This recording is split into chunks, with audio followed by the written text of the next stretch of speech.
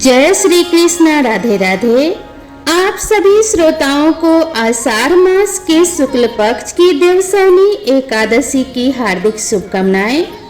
आज की इस वीडियो में आप सुनेंगे देवशयनी एकादशी की व्रत कथा। इस एकादशी को पद्मनाभ एकादशी के नाम से भी जाना जाता है। सूर्य देव के मिथुन राशि में आने पर यह एकादशी आती है और इसी दिन से चातुर्मास का आरंभ हो जाता है। इस दिन भगवान श्री हरि विष्णु क्षीर सागर में शयन करते हैं और फिर लगभग 4 महीने बाद तुला राशि में सूर्य के जाने पर उन्हें उठाया जाता है। उस तिथि को देव उठान एकादशी के नाम से जाना जाता है। तो आइए बड़ी ही श्रद्धा और प्रसन्न चित मन से देवशयनी एकादशी व्रत की कथा का श्रवण करते हैं। महाभारत काल की बात है।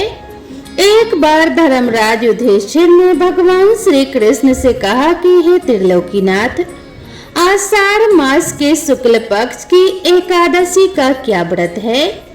इस दिन किस देवता की पूजा होती है और इस व्रत का क्या विधान है? कृपया कर हे मधुसूदन यह सब विस्तार पूर्वक बताइए। तब भगवान श्री कृष्ण कहने लगे कि हे धर्मराज, एक बार देव ऋषि नारद ने भी श्री ब्रह्मा जी से यही प्रश्न पूछा था।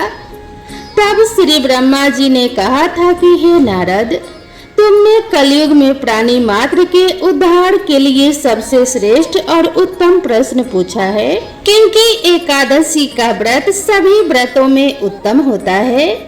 इस व्रत के प्रभाव से सभी पाप नष्ट हो जाते हैं और इस एकादशी का नाम देवशयनी एकादशी है। इस दिन व्रत रखने से भगवान श्री हरि अत्यंत प्रसन्न होते हैं। हे धर्मराज, इस संबंध में मैं तुम्हें एक पौराणिक कथा सुनाता हूँ, ध्यान पूर्वक श्रवण करो। एक समय मंधाता नाम के एक सूर्यवंशी राजा थे। वे सत्यवादी महान तपस्वी और चक्रवर्ती थे।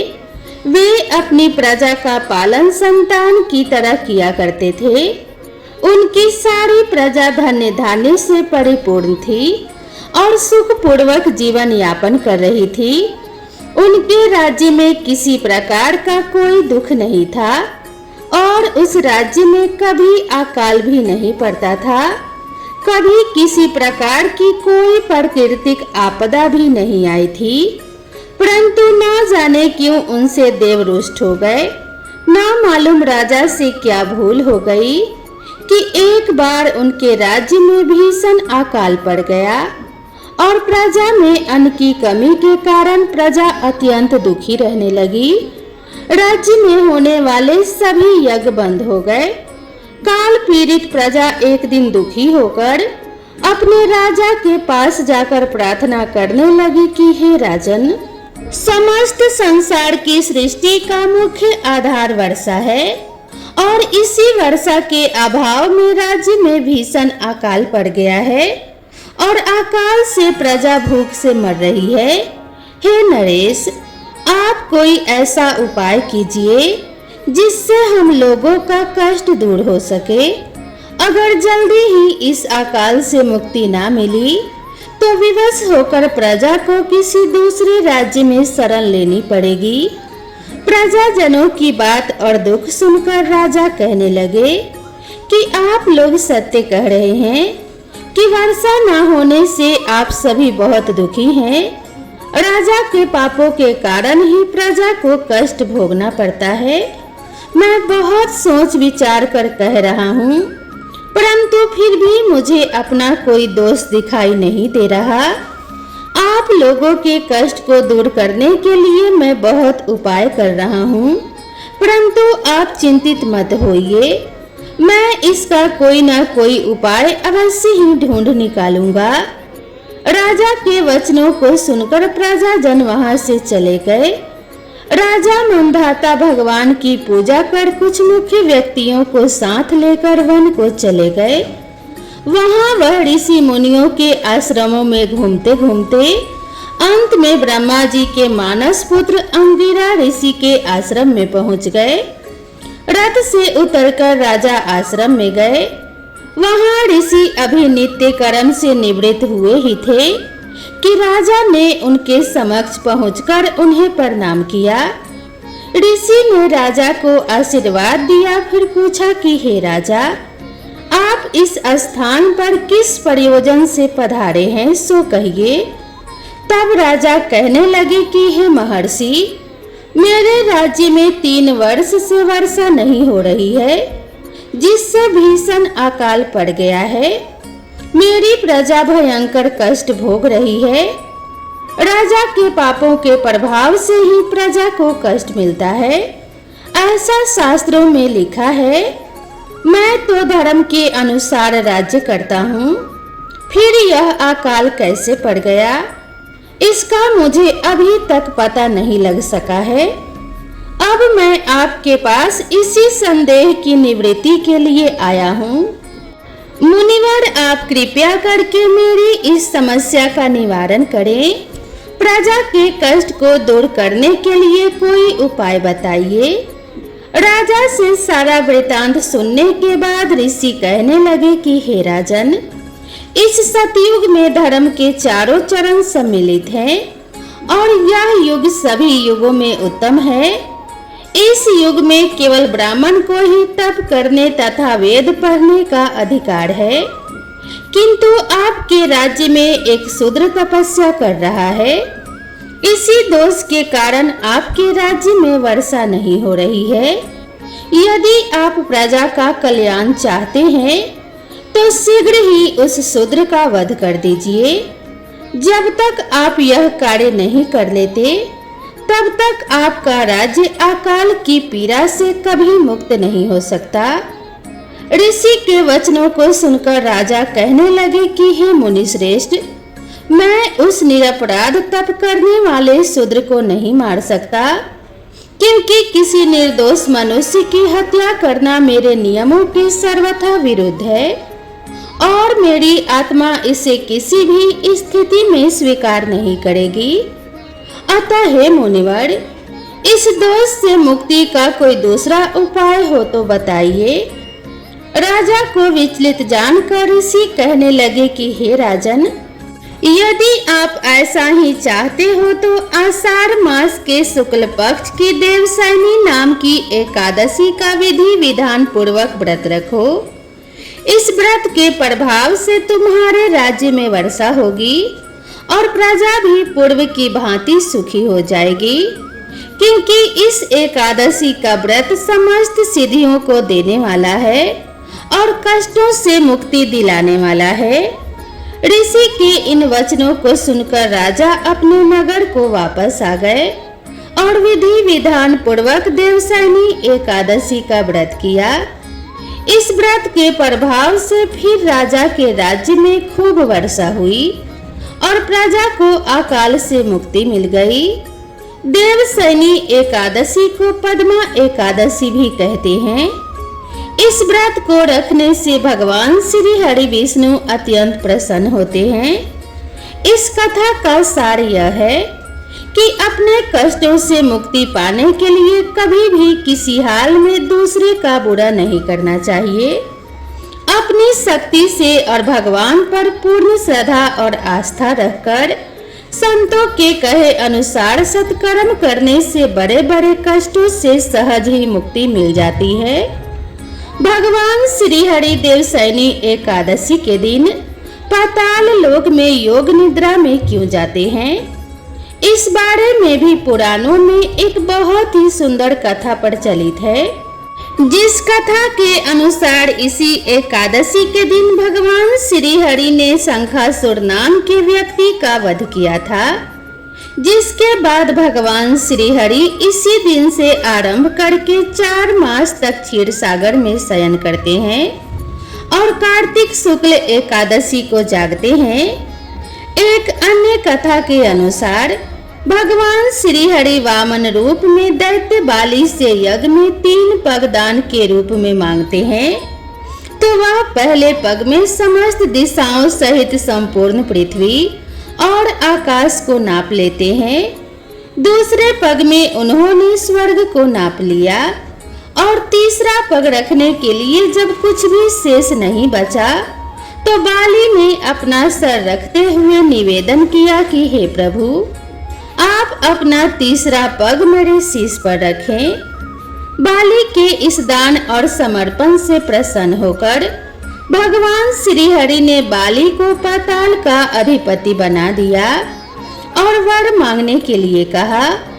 बाली ने कहा, प्रभु आप सदा मेरे महल में ही रहे, मुझे यही चाहिए। अब भगवान विष्णु बाली को दिए हुए वचन के बंधन में बंध चुके थे। ऐसे में जब भगवान विष्णु पाताल लोक में निवास करने लगे तो माता लक्ष्मी जी को भगवान श्री हरि की जो पत्नी है वे बहुत दुखी हुई। इधर सृष्टि के संचालन के कार्य में भी बाधा आने लगी। तब भगवान विष्णु के अनुपस्थित रहने के कारण माता लक्ष्मी बहुत दुखी हुई और उन्होंने बाली को अपना भाई बनाया। बाली से भगवान को वचन मुक्त करने का अनुरोध किया। तब इसी दिन से भगवान विष्णु वर का पालन करते हुए, वचन का पालन करते हुए 4 महीने तक अर्थात देवशयनी एकादशी से लेकर देव उठनी एकादशी तक पाताल लोक में निवास करते हैं। अतः देवशयनी एकादशी को सौभाग्य की एकादशी के नाम से भी जाना जाता है और मोक्ष की इच्छा रखने वाले मनुष्यों को इस दिन एकादशी का व्रत अवश्य ही करना चाहिए। तो प्रेम से बोलिए भगवान श्री हरि विष्णु जी की जय। अब सुनिए एकादशी माता की कथा। आज हम आपको 12 महीने सुनी जाने वाली तुलसी माता और एकादशी माता की कथा सुनाने जा रहे हैं। इस कथा को पढ़ने और सुनने वालों को पुण्य फल की प्राप्ति होती है और इस कथा के माध्यम से हम ये भी जानेंगे कि तुलसी माता और एकादशी माता के पूजन का फल कैसे मिलता है। इसीलिए इस कहानी को पूरा अवश्य सुने, आधा अधूरा ना छोड़ें। आप सभी पर तुलसी माता और एकादशी माता की कृपा बनी रहे। तो चलिए इस कहानी को शुरू करते हैं। बोलो तुलसी माता की जय, विष्णु भगवान की जय। एक गांव में एक बुढ़िया माई अपने बेटे और बहू के साथ रहती थी। बुढ़िया माई का नाम सुखवती था। बुढ़िया माई की एक पोता और पोती भी थे। सुखवती के परिवार में सब हंसी खुशी रह रहे थे और उनका अच्छे से समय बीत रहा था, क्योंकि बुढ़िया माई बड़े ही नियम कर्म वाली थी और वह हमेशा एकादशी का व्रत रखती थी और तुलसी जी का नित्य पूजन करती थी। वह तुलसी जी को नित्य जल देती थी। वह सुबह उठती तालाब पर जाती, स्नान करती और तुलसी जी की पूजा करती थी। तुलसी जी को प्रणाम करती और तुलसी जी के नीचे दीपक जलाती थी। तुलसी जी की नियम से आरती करती थी। ऐसे ही बुढ़िया माई के दिन बीत रहे थे। सुखवती की जो सखियां थी वह भी सुखवती के पास बैठकर कथा कहानी सुनती थी और अपना ज्ञान बढ़ाती थी। एक बार की बात है, सुखवती अपनी सखियों के साथ बैठी हुई थी। उसकी हम उम्र सहेलियां भी बैठी हुई थी, जो कि संख्या में 7-8 थी। साढ़े शाम के समय आपस में बातें कर रही थी। तब उनमें से एक बुढ़िया माई से कहने लगी कि सुखवती सखी, हम सोच रहे हैं कि क्यों ना हम लोग द्वारिकाधीश चलें। द्वारिकाधीश की यात्रा करने का बड़ा मन हो रहा है। तो उनमें जितनी भी औरतें बैठी थी, जो कि सुखवती की सखी थी, सब कहने लगी, अरे यह तो बहुत अच्छी बात है, हमें अपने जीवन में द्वारिकाधीश के दर्शन जरूर करने चाहिए। इसीलिए चलो अब की बार हम सभी द्वारिकाधीश चलते हैं। जब सब सखियां पूछने लगी कि बुढ़िया माई तुम भी बताओ, क्या तुम द्वारिकाधीश चलोगी? उन सखियों में से कुछ कम उम्र की भी थी, जो बुढ़िया को माई कहकर बुलाती थी। बुढ़िया माई का द्वारिकाधीश की यात्रा करने का बड़ा मन था। इसीलिए बुढ़िया माई कहने लगी, सखियों, पहले मैं अपने बेटे से पूछूंगी और तब मैं आप लोगों को बताऊंगी। बुढ़िया माई घर पर आ गई। बुढ़िया माई का जो बेटा था वह अपनी नौकरी करता था। जब वह शाम को घर आया तो बुढ़िया माई के जो पोते पोतियां थे वे बुढ़िया माई के लिए खाना लेकर गए। तो बुढ़िया माई ने खाना खाने से इनकार कर दिया और कह दिया कि आज मेरा मन नहीं है। उधर जब बुढ़िया माई का बेटा खाना खाने लगा तो उसने अपने पत्नी से पूछा कि क्या मेरी माँ ने खाना खा लिया है। तब उसकी पत्नी कहने लगी, देखो जी, आपकी माँ ने आज खाना वापस भिजवा दिया और कहने लगी कि मेरा आज खाने का मन नहीं है। यह सुनते ही बुढ़िया माई का बेटा, जिसका नाम मुरली था, वह अपनी माँ के पास गया और जाकर कहने लगा कि माँ, क्या बात है, आज तुमने खाना क्यों नहीं खाया। तब बुढ़िया माई कहने लगी, बेटा आज मेरा मन नहीं है। तब बेटा बोला, क्या माँ आपकी कहीं तबीयत तो खराब नहीं है? अगर कोई परेशानी हो तो मुझे बताओ, मैं अभी वैद्य जी के पास आपको लेकर चलता हूँ। तब बुढ़िया माई कहने लगी कि नहीं बेटा, मुझे कोई परेशानी नहीं है, बस मेरा मन द्वारकाधीश की यात्रा करने का कर रहा है। तब बेटा बोला, माँ खुलकर बताओ बात क्या है। तब बुढ़िया माई ने शाम को हुई अपनी सखियों के बीच की सारी बातें अपने बेटे को बता दी कि बेटा, मेरी 8-10 सखियां द्वारकाधीश की यात्रा पर जा रही हैं और मेरा भी बड़ा मन है कि मैं भी द्वारकाधीश की यात्रा पर जाऊं। इतनी बात सुनकर बेटा बोला, माँ तो कोई बात नहीं, इसमें इतना सोचने की क्या बात है, मैं तुम्हारा यात्रा पर जाने का प्रबंध कर देता हूँ, तुम यात्रा पर चली जाओ। तो बुढ़िया माई बेटे के मुंह से यह बात सुनकर बड़ी खुश हो गई और वह अपने द्वारकाधीश का ध्यान करने लगी और कहने लगी, बेटा पर एक मेरी चिंता और है। तब बेटा बोला, माँ बताओ क्या बात है। और माँ बोली, बेटा अगर मैं द्वारकाधीश की यात्रा के लिए जाऊंगी तो कम से कम 4-5 दिन तो लग ही जाएंगे और फिर उसके बाद मेरी आंगन में जो तुलसी रखी है उसे कौन सींचेगा, उसकी कौन पूजा पाठ करेगा और कौन उसकी आरती करेगा। तब बेटा बोला, माँ तुम बिल्कुल भी चिंता मत करो, वह सब तुम्हारी बहू कर लेगी, मैं उससे बोल दूंगा, वह तुम्हारी तुलसी जी की पूजा कर लेगी। अब बुढ़िया माई निश्चिंत हो गई और वह कहने लगी कि ठीक है बेटा। और अगली सुबह बुढ़िया माई द्वारकाधीश जाने की तैयारी करने लगी। बुढ़िया का बेटा अपने पत्नी से बोला कि सुनो भाग्यवान, मेरी माँ द्वारकाधीश की यात्रा पर जा रही है, इसीलिए मेरी माँ के लिए काजू बादाम के अच्छे से लड्डू बना दो ताकि रास्ते में मेरी माँ को कोई परेशानी न हो।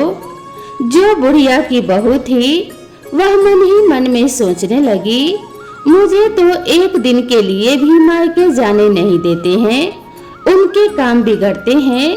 और अब देखो बुढ़िया माई आराम से 4-5 दिन की यात्रा के लिए जा रही हैं। चलो यात्रा के लिए जा रही हैं वह तो ठीक है, अब इनकी पूजा पाठ का काम भी मुझे सौंप कर जा रही हैं।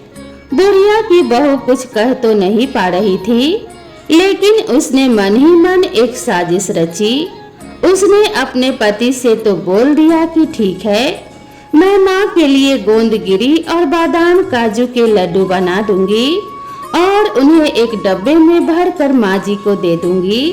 बेटा तो सुबह नौकरी पर चला गया और जो बुढ़िया की बहू थी उसने क्या किया कि जो तुलसी का गमला बुढ़िया माई के आंगन में लगा हुआ था उसमें से उसने तुलसी जी को जड़ से उखाड़ लिया और जड़ सहित उसे एक पीतल के डब्बे में भर दिया और अपनी सासू माँ को थैले में रख कर दे दिया और बोली, ये लो माँ जी, इसमें गोंदगिरी के काजू बादाम के लड्डू हैं, आप इन्हें रास्ते में खा लेना और बुढ़िया माई अपने बेटा बहू को आशीष देती हुई अपनी तीर्थ यात्रा के लिए चलते समय अपने बहू से बोली, बेटी मेरी तुलसी जी का ध्यान रखना।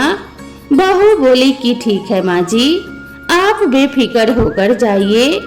अब बुढ़िया माई ने तो आशीर्वादों की झड़ी लगा दी। वह कहने लगी, बहू ने तो मुझे काजू बादाम के लड्डू बनाकर दिए हैं। वह कहने लगी, दूधो नहाओ पोतो फलो, लाखों में बैठो करोड़ों में उठो, दिन दूनी रात चौगुनी तरक्की करो। उसके मुंह से तो आशीष फूट रहे थे, और सौभाग्यवती रहो, मेरे बेटे का अच्छा काम चले।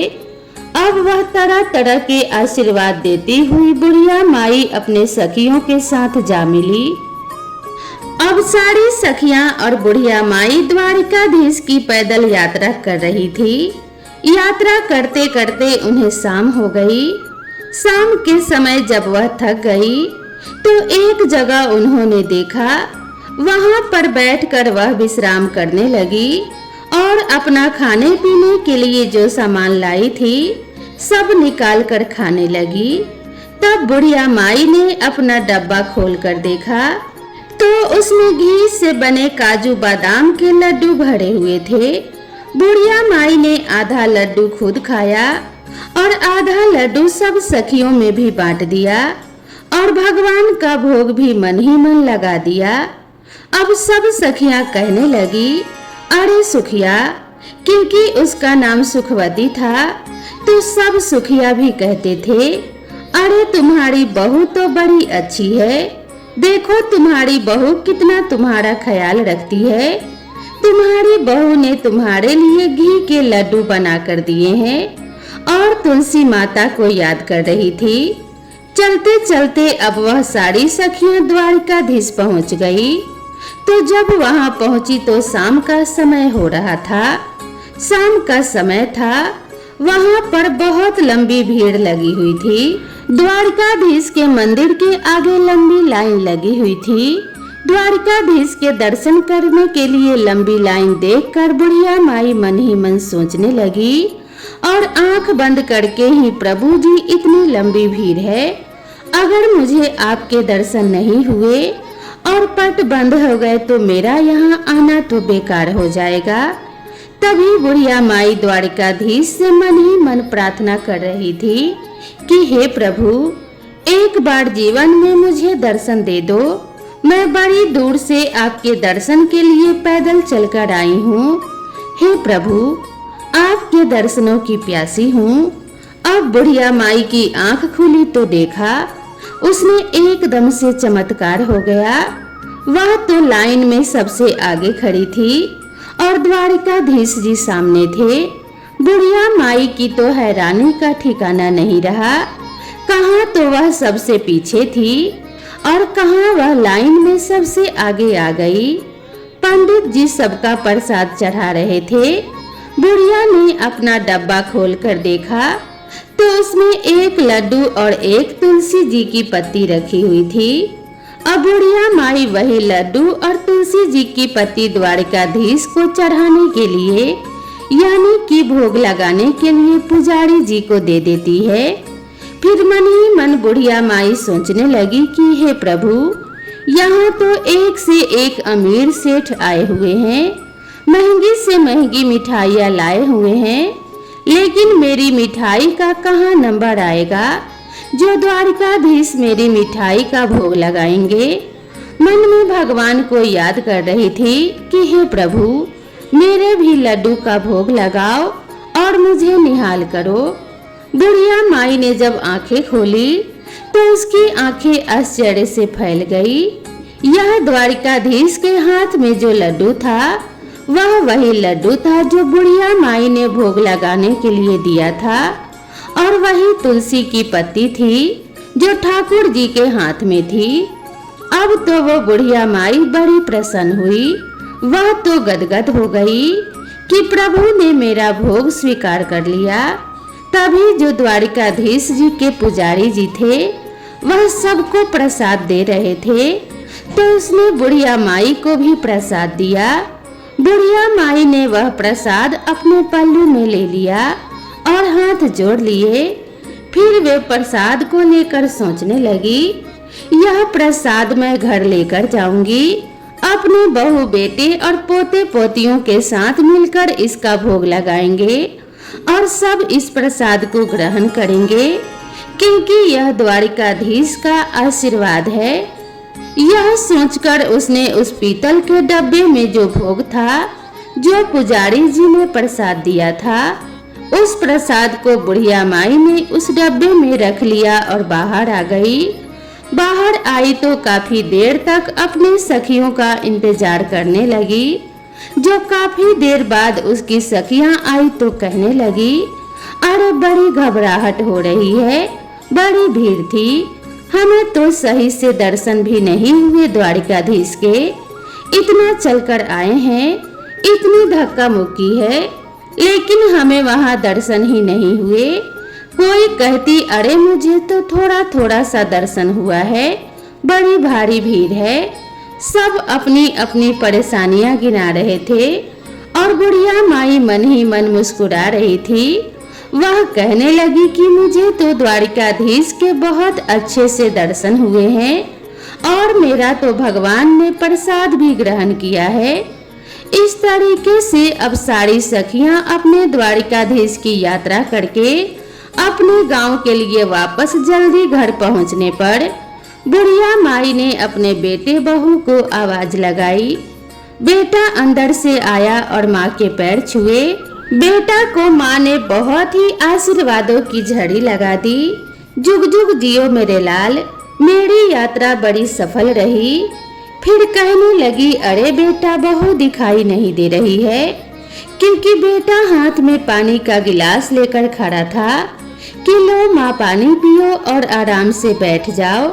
पानी का गिलास जब बेटा लेकर खड़ा था तो बुढ़िया माई पूछने लगी, बेटा बहू कहाँ गई है? तब बेटा बोला, माँ मैंने उसे घर से निकाल दिया। माँ कहने लगी, बेटा यह तूने क्या अनर्थ कर दिया मेरे जाने के बाद। मैं जो 4-5 दिन की यात्रा पर गई और तूने पीछे से बहू को घर से निकाल दिया। ऐसा क्या हुआ था जो तूने मेरी बहू को घर से ही निकाल दिया? मेरी बहू तो बड़ी गुणी है। तब वह बेटा कहने लगा, माँ जो तेरी बहू है उसने तेरे साथ बड़ा छल किया है। मैंने उसे गोंद और बादाम काजू के लड्डू बनाने के लिए बोला था कि मेरी माँ यात्रा पर जा रही है, और उसने आंगन में लगी तुलसी को उखाड़कर उसकी जड़ समेत उस पीतल के डब्बे में भरकर तुम्हें दे दिया। अब बुढ़िया माई कहने लगी, अरे बेटा मैंने तो डब्बा खोलकर देखा था, उसमें तो काजू बादाम के ही लड्डू थे और मैं खाई भी और अपने सखियों को भी खिलाई। तब वह कहने लगा, नहीं माँ, उसने तो यह साजिश रची थी। जब मैंने तुलसी जी की पूजा के लिए बोला तो आंगन में तुलसी नहीं थी। तब मैंने उससे पूछा तो उसने मुझे सारी बात बताई कि उसने जो जलन में आकर, क्योंकि माँ तो यात्रा के लिए जा रही हैं और मुझे मायके भी नहीं भेजते हैं, इसीलिए उसने तुलसी जी को उखाड़ कर आग के डब्बे में भर दिया। अब बुढ़िया माई कहने लगी, बेटा कोई बात नहीं, बहू ने ऐसा किया है, चलो उसकी गलती, लेकिन उसी के कारण तो मुझे द्वारिकाधीश के दर्शन हुए। मेरे साथ तो बेटा इतने चमत्कार हुए हैं कि मैं क्या गुणगान करूं। मैं तो भीड़ में सबसे पीछे खड़ी थी, तभी द्वारिकाधीश की कृपा से मैं भीड़ में सबसे आगे हो गई। और तो और बेटा, मेरे जो डब्बे में एक तुलसी जी का पत्ता और एक लड्डू था, शायद तुलसी माता की कृपा से ही वह तुलसी जो लड्डू में बदल गई थी और एक पत्ता मेरा इसीलिए छोड़ दिया था कि मैं भगवान को भोग लगाऊं, क्योंकि द्वारिकाधीश को ठाकुर जी को तो बिना तुलसी के पत्ते का भोग लगाया ही नहीं जाता। इसीलिए उन्होंने मेरा भोग स्वीकार किया था, क्योंकि उस पर तुलसी दल भी था। बेटा मेरी बहू ने चाहे कुछ भी किया, मुझे तो जो बहू की वजह से ही यह सब चमत्कार हुए हैं, और ठाकुर जी के इतने अच्छे दर्शन हुए हैं, मैं तो द्वारिकाधीश के दर्शन करके निहाल हो गई। बेटा तू अभी जा, बहू मायके में होगी उसे लेकर आ। बेटा अपनी माँ की बात को क्या टालता। बेटा जो चल दिया अपने पत्नी को लाने उसके मायके से और अपने पत्नी को लेकर आ गया। जब बहू मायके से घर आई तो अपनी सासू माँ के पैरों में पड़ गई और माफी मांगने लगी। तब बुढ़िया माई कहने लगी, अरे बहू, मैंने तो तुझे कब का माफ कर दिया। तेरी वजह से तो मुझे भगवान के दर्शन हुए हैं। अगर तू ऐसा ना करती तो पता नहीं मुझे भगवान के दर्शन होते भी या नहीं होते।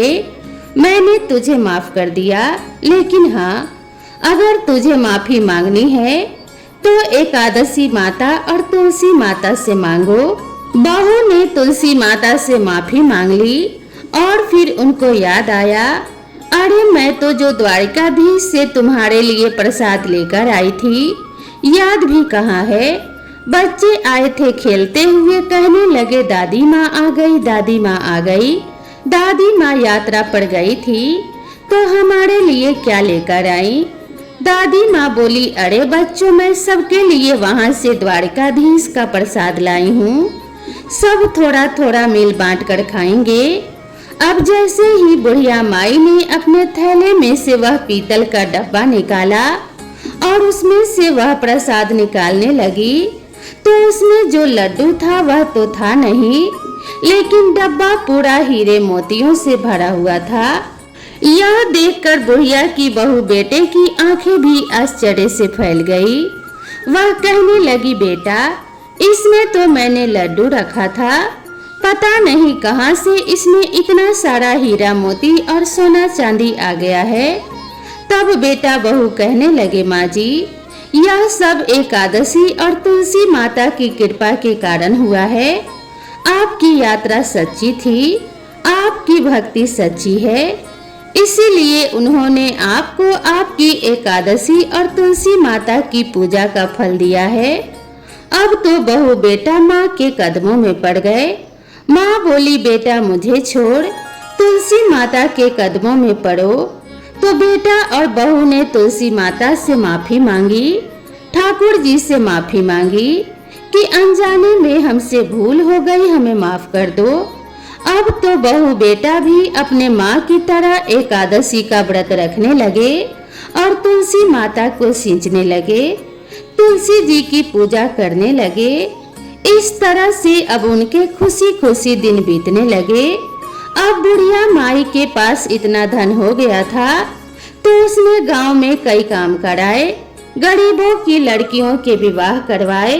जैसे भी गांव में किसी गरीब को देखती जिसके बस में बेटी का विवाह करना नहीं था, उसने उसी धन को बेटियों के विवाह में कुएं बावड़ी बनवाने में और बच्चों के स्कूल और अस्पताल बनवाने में लगाने लगी। जितना बुढ़िया माई उस धन को लगाती उतना ही बुढ़िया माई के घर में धन और बढ़ता जाता। बुढ़िया माई जब तक जीवित रही उसने तुलसी माँ की कभी भी पूजा नहीं छोड़ी, जीते जी एकादशी व्रत नहीं छोड़ा। हमेशा वह एकादशी व्रत किया करती। तुलसी सींचती बुढ़िया माई बचपन से ही तुलसी जी की पूजा करती आई थी और मरने के बाद भी तुलसी माता और एकादशी माता की कृपा से बुढ़िया माई को मोक्ष की प्राप्ति हुई। बहू बेटा के भी अच्छे दिन बीत रहे थे, वह भी अपनी बहू बेटों के साथ खुशी खुशी रह रहे थे। उनके बच्चों के विवाह हो गए, उनके साथ सुखी जीवन बिताने लगे। हे तुलसी माता, हे एकादशी माता, हे विष्णु भगवान, जैसी आपने बुढ़िया माई पर कृपा करी वैसे ही यह कहानी जो सुन रहे हैं और सुना रहे हैं और इस कथा को जो भी पढ़ रहे हैं उन पे भी अपनी कृपा करना। बोलो तुलसी माता की जय, बोलो एकादशी माता की जय, बोलो विष्णु भगवान और माता लक्ष्मी की जय।